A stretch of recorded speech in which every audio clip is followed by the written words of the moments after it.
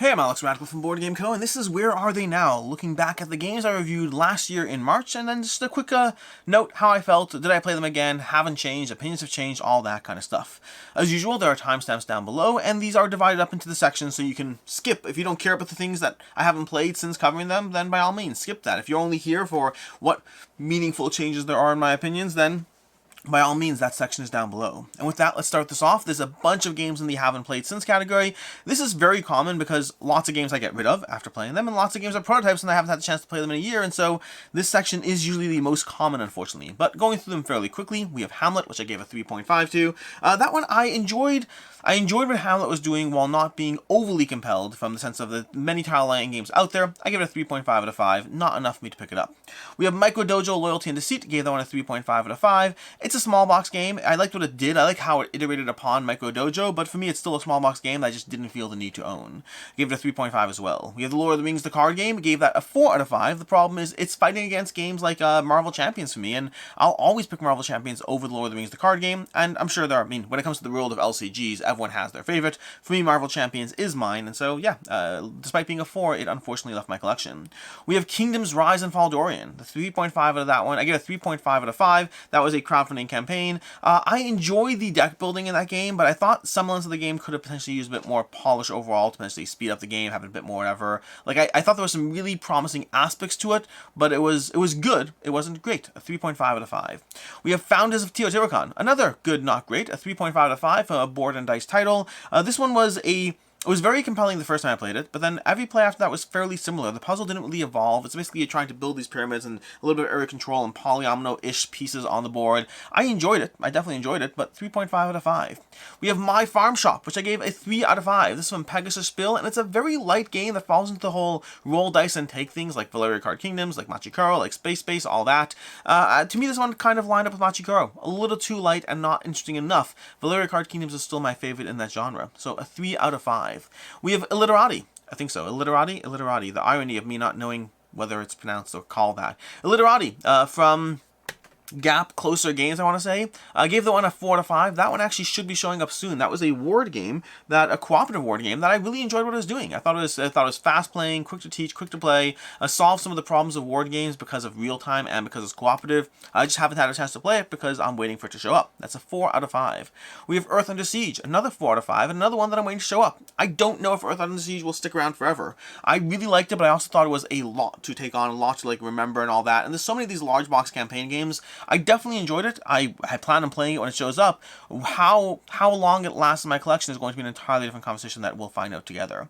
We have Ares of Precision Expansions. Gave this a 4.5 out of 5. Specifically, Crisis, I want to say. Ares of Precision Crisis. That one really changed the way I approached, well, the way anyone would approach Ares of Precision solo or cooperatively. I really liked what that one added. To me, they were very, very solid. The expansions were either okay or added value. And Crisis in particular really changed up the game. I'm waiting on that one, which is why I haven't played it since.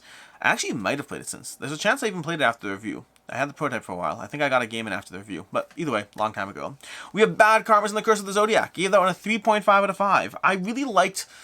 This is one of those games that falls in the category. Again, a 3.5 is a 3.5 for a reason. A 3.5 has a twinge of, I really want to play that again. And in the case of Bad Karmas, I liked what it was doing, but also, it was an electronic, I don't know. I want to see it. I want to see the Bad Karmas, the Taboo system applied to better games. I thought Bad Karmas was good, but I didn't think it was amazing and incredible. I thought it was innovative and different. And that's where this is a weird balance, where gameplay-wise, there are 4s that I get rid of, and Bad Karmas I kind of want to play again because it was innovative and different, but also to a certain extent it's a video game. So I'm very torn on that one. We'll see what happens, but I'm very interested in what the Taboo system does with other game systems. We have Tamashii, Chronicles of Ascendant from Awakened Realms Light. I give one a 4 out of 5. I really enjoyed Tamashii quite a bit, but also I only played a kind of intro stuff, kind of a, not intro stuff. I played, the first game was pretty much a walkthrough, and after that was just kind of, I didn't have a chance to fully dive into it as much as I'd like. I think there's a lot of fun things that Tamashii is doing, but I really want to dive into the full game. So while I gave it a 4 out of 5, based on my experience, I would definitely call that a first impressions 4 out of 5. We have Age of Rome, a worker placement game with the rotating board that was a very interesting puzzle as far as how you actually try to build that. Was it worker placement? In my head, I feel it was worker placement. It might not have been. I feel it was worker placement, though. But anyway, tableau building, rotating board, lots of fun mechanics, and a beautiful production. Gave the one a 3.5. It didn't crest into a 4 for me. There were some aspects that didn't pull me in enough, and I felt the building up was a little bit too procedural, but I did very much enjoy what it was doing. Another one that has like that twinge of, I kind of want to play it more, but also how compelled am I? We have Nightmare Cathedral. I really like that one, but I'm also very curious about that one. I gave it a 4 out of 5. And Nightmare Cathedral was one from Board and Dice as well, that I didn't care at all for the visual aspects of the game. For the graphical design, I did not care at all for it in the slightest, but I really liked what Nightmare Cathedral is doing. It is a 4 to 5. It's one that I want to table it again as well to see where it ends up. It's area control, which means it's fighting against a lot of games that I adore, but we'll see. Overall, enjoyed Nightmare Cathedral and thought it was very solid, just haven't had a chance to have it show up again. And then we have Tidal Blades, Rise of the Enfolders, gave that one a 4 out of 5 as well. That was a very accessible dungeon crawler. It was kind of like, it's kind of Jaws of the Lion adjacent in terms of what it's doing, meaning it gives you a dungeon crawler with like 18 missions or something like that, 18 to go through, and a lot of leveling up and iteration across how your characters build and develop their decks. I really like the card system of laying your cards down into a 3x3 grid and having your columns and rows activate. Overall, art was great, story was great, the card system was great. Biggest problem is it's still a campaign game, and that means that I have to actually play it, or otherwise it's just taking up space on my shelf. And those are the games I have not played since last year.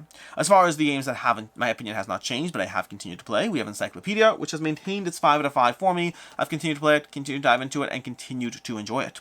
We have Arnak, specifically with the Leaders expansion, the Lost Dreams of Arnak with the Leaders expansion over here, which is a 5 out of 5, with the, and I love it, and it's great, and it's amazing. And then we have Through the Ages, Leaders and Wonders, which is another expansion I covered, and again, a 5 out of 5. These are both more covering the expansions than the base games, but both of them are just great. Just easy recommendations. I would never choose to play without them in either of the games. So yeah, that's going to be Through the Ages, Leaders and Wonders, and Arnak, Lost Dreams of Arnak, Hidden Leaders or whatever it was. Hidden Leaders, I want to say. But that's what we have as far as the games that my opinion has not changed at all. As far as the games that my opinion has changed, we have 5 of them. 4 of them have basically left my collection, which is why they're here, and the 5th one has gone up a bit. The first 4 are going to be Maglev Metro, which was a 4. I gave it a 4 to 5. I stand by that rating, but it ultimately left. There are too many games in the time frame, player count, and general game weight that are giving me 4.5s or better. So Maglev Metro, despite really enjoying it, is a game that ultimately left. I really liked it. I did. Like, I had Pick Up and Deliver and Tableau Build at the same time. The combination worked fairly nice, but ultimately it still left. We have Factory Funner. That was a 3.5 from Board Game Tables, and it left. I like Factory Funner, but there's so many games that I want to keep. I want to keep the games, and then I just don't, because I know how many games I have coming in and playing with at any given time. Factory Funner was a fun little real-time puzzly. Grab tiles, place them to your factory, convert things. Really enjoy it, but not enough to keep. We have Floriferous from Pencil First Games. I personally prefer some of his other games in the series, so that one's a 3.5 for me, and it's one that I held on to for a bit, but ultimately it did leave. There's too many games in his collection alone that fall into this light, easy to play kind of system that I really enjoy, and Floriferous did not make the cut ultimately. We have Subastral, which is another game from Renegade Games, I want to say. 3.5. A fun little puzzle of gathering cards and trying to build out like certain sequences. I liked it a lot, but again, ultimately not enough to hold on to it. I think Arboretum does the same kind of system, but a little better and cleaner. And then lastly, we have Cartographers. I think, does Renegade also print Arboretum? I don't remember. And then lastly, so there's 4 games that it's not that the rating changed, the rating actually stayed the same on all 4 of those, but they have since left my collection, so that's still an update to some degree, because at the time, they were games I kept and held on to. And lastly, we have Cartographers Heroes, which I gave a 3.5 to, and I'm bumping that up to a 4. The Cartographer system has continued to grow on me more and more as I continue to play it, and so I like Cartographers to begin with, but it's just continued to be better and better the more I dive into it. I've played this game maybe, 30 times by now, and it's just grown to me. It's grown to me. It's still a 4, so it's not still. So it's grown to a 4 from a 3.5, and that is the update there. And that's what we have here. Really not a lot of changes. Mostly it's like, hey, these things left my collection, and these things I still like, and these things I haven't played. The only real rating change here in this entire video is Cartographers Heroes, and the Cartographer system in general bumping from a 3.5 to a 4. Until next time, I'm Alex Radcliffe from Board Game Co. I hope you enjoyed this video, and as always, I hope you have a good one.